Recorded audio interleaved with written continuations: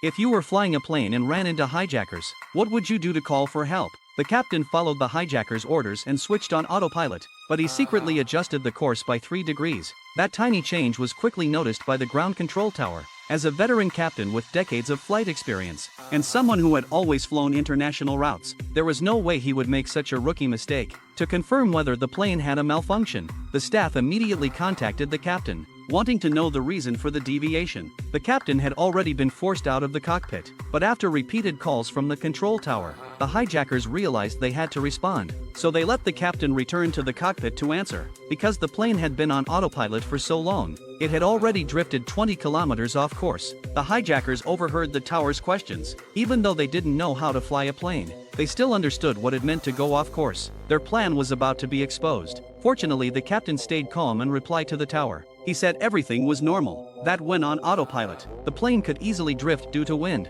After that, he even pretended to correct the course. The hijackers thought it made sense. They didn't know much about aviation anyway, so they believed what the captain said. But to everyone's surprise, when the captain corrected the course, he actually turned it 3 degrees in the opposite direction again. Before long, the flight path formed a Z shape. That special sign meant the plane had been hijacked. The staff immediately contacted the military in that airspace, and 2 fighter jets were sent to escort the plane, ready to respond to any emergency. To confirm that the plane was truly hijacked, a flight attendant took advantage of a distracted moment and secretly opened the window shade. That small move allowed the pilots outside to see what was happening inside. But what no one expected was, the plane was about to enter the skies above Romania's capital. To prevent a greater disaster, the authorities, ignoring the lives of everyone on board, gave the direct order to shoot the passenger plane down.